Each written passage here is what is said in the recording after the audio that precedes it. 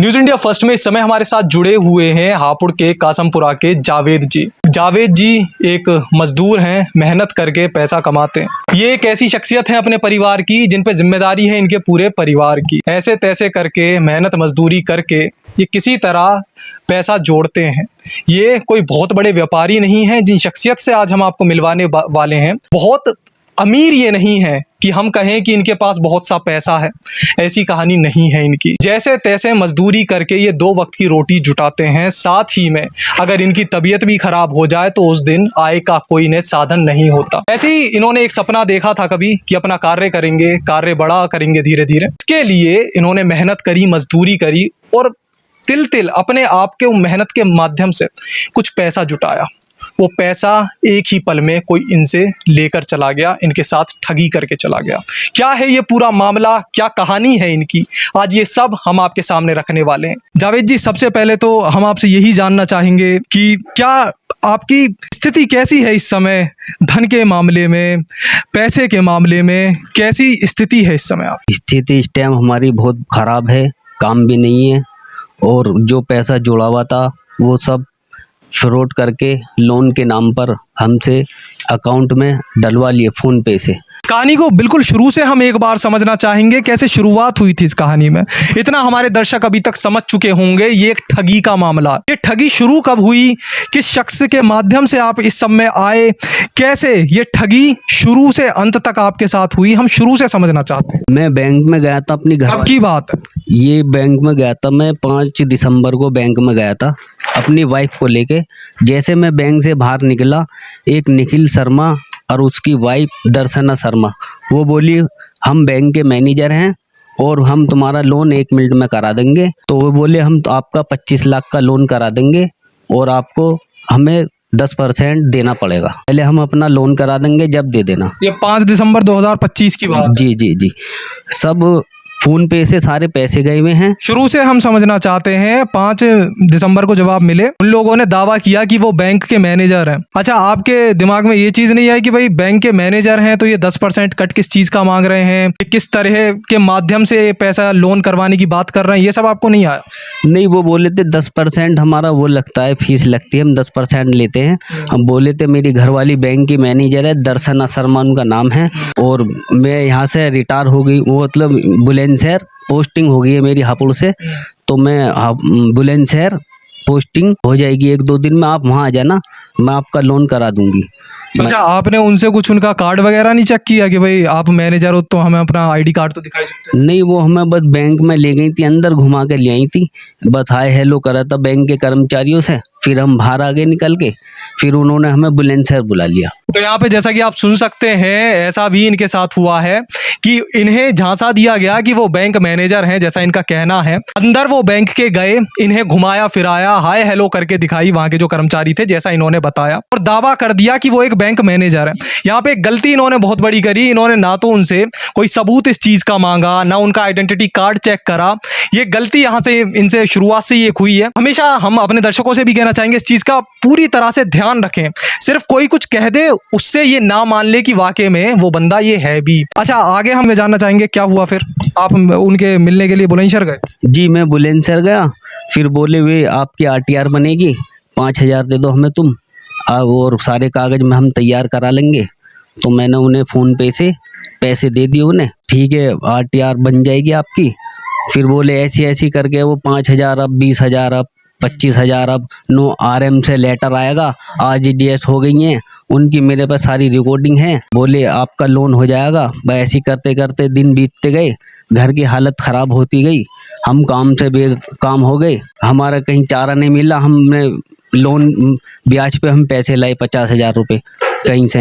ये पूरा जो आपके साथ ठगी का मामला हुआ है, पूरा कितने रुपए की ठगी आपके साथ? सर पैसे तो उन पे ऐसी धीरे धीरे जाके 2,49,000 पहुँच गए हैं उन पे, और आधे पैसे फ़ोन पे से गए हुए हैं और 1 लाख रुपए 50,000 के 2 उन्होंने स्टाम्प पे लिख के भेजे हैं वो नगद गए हैं पैसे 50। तो जैसा आप सुन सकते हैं 2 लाख रुपए से भी ज्यादा की ठगी का मामला ये हमारे क्षेत्र हापुड़ का है। 2 लाख से भी ज्यादा का यहाँ पे एक ठगी का मामला आप देख पा रहे हैं। आप यहाँ पे एक चीज हमें समझने की बहुत जरूरत है कि शुरुआत से ही अगर ये सोचते कि भाई जिन्हें हम पैसे दे रहे हैं इतना बड़ा अमाउंट देने से पहले ये उनके बारे में वेरिफिकेशन करते कि जिसे दे रहे हैं वो शख्स कौन है, क्या हमारा पैसा सही जगह जा भी रहा है, तो कहानी कुछ और भी हो सकती थी। लेकिन इनके भोलेपन का फायदा उठाया गया और कहीं ना कहीं इनका जानकारी ना होना, जानकारी का अभाव भी एक कारण बना इस सब का। अच्छा, हम आगे कहानी में जानना चाहेंगे 2 लाख से भी ज्यादा की ठगी का। जब आपको मालूम पड़ा, जब आपको पता चला कि ये आपके साथ कोई इन्वेस्टमेंट नहीं हुआ, ये ठगी हो गई है, तो सबसे पहली प्रतिक्रिया क्या थी आपकी? प्रतिक्रिया हमने फिर फोन पे उनसे जोर कहा, वो हमें बुलंदशहर बुला लिए थे वकील साहब के बस्ते पे, उन बैठ रहे हैं वहाँ हम। फिर मैंने सोची फ़ोन नहीं उठा रहे थे वे, मैं बुलंदशहर गया वकील साहब के बस्ते पे, उनका एड्रेस लिया, मैं फिर बुगरासी गया उनके घर पे।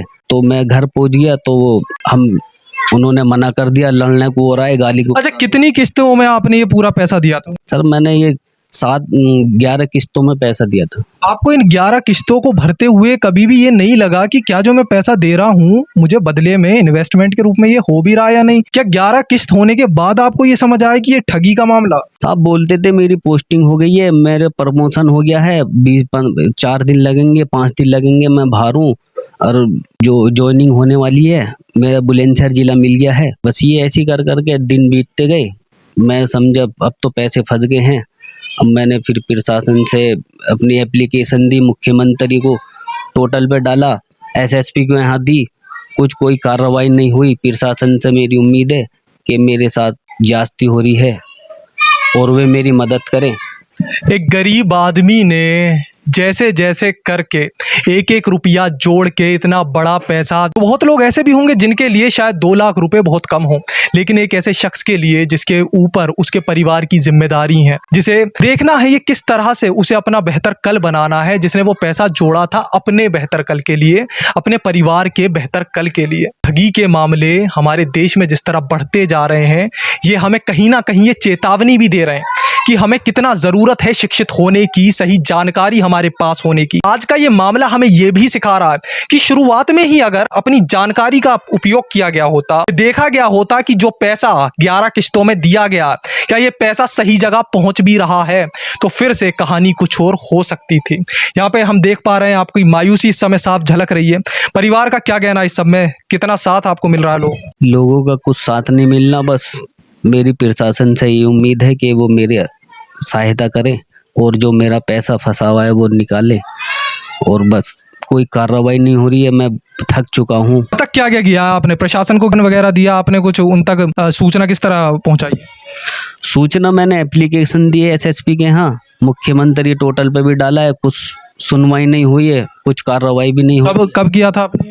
इन बातों को 20 दिन हो गए हैं और सारा पैसा गया हुआ है। बस अब तो कोर्ट में भी डाल दिया है, एप्लीकेशन दे दिए, और नरसैना थाने में बुगरासी में भी हमने एप्लीकेशन दी थी, जहाँ के ये निखिल शर्मा और दर्शना शर्मा हैं। वे बोले पीछे से ऑर्डर आएगा या पीछे से प्रेशर आएगा, पीछे से कुछ कार्रवाई होगी तो हम आगे को करेंगे, हम कुछ नहीं कर सकते, पुलिस वाले बोले नरसैना थाने में।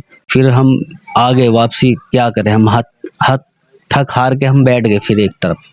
जैसा कि आप यहाँ पे देख पा रहे हैं कि किस तरह से जावेद जी ने अपना दुख साझा किया, अपनी ये पूरी घटना जो उनके साथ हुई आप सभी के साथ साझा करी। देखिए, कई बार ऐसा होता है, हम देखते हैं कि एक गरीब आदमी किस तरह से धीरे धीरे अपने बेहतर कल के लिए पैसा जोड़ता, लेकिन उसे बदले में मिलती है तो निराशा। न्यूज़ इंडिया फर्स्ट में आज हमने आपको कहानी दिखाई जावेद जी की, हापुड़ के जावेद जी की ये कहानी आज आपके सामने एक मिसाल भी पेश कर रही है कि क्यों हमें किसी पर भी आंख बंद करके भरोसा नहीं कर लेना चाहिए। अगर हमारे पास जानकारी का अभाव है तो पहले मुख्यतः हमें जानकारी जुटानी चाहिए। जब जानकारी हमारे पास सही हो तो हमें निर्णय लेना चाहिए कि हमें ये कार्य करना है या नहीं करना। एक छोटी सी भूल, एक गलत निर्णय और एक बड़ी ठगी, 2 लाख से भी ज़्यादा की ये ठगी जो इनके साथ हुई है, इनके लिए एक एक रुपए की कीमत बहुत ज़्यादा है। कारण है वो एक एक रुपया खून पसीने की मेहनत से इन्होंने कमाया है, इन्होंने अपने जी तोड़ मेहनत करी है उस पैसे के लिए।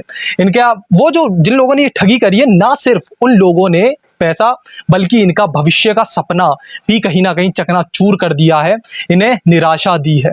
ये कहानी हमें ये भी सिखाती है कि हमें नहीं इतनी जल्दबाजी में कोई फैसला लेना चाहिए। कैमरा के उस तरफ है हमारे साथी सोनित पाल, मैं ठाकुर शिवम सिंह आपके साथ। शुक्रिया। अगर आप ये वीडियो YouTube पर देख रहे हैं तो हमारे चैनल को सब्सक्राइब कर बेल आइकन जरूर दबाएं। साथ ही अगर Facebook पर देख रहे हैं तो हमारे पेज को फॉलो करना ना भूलें।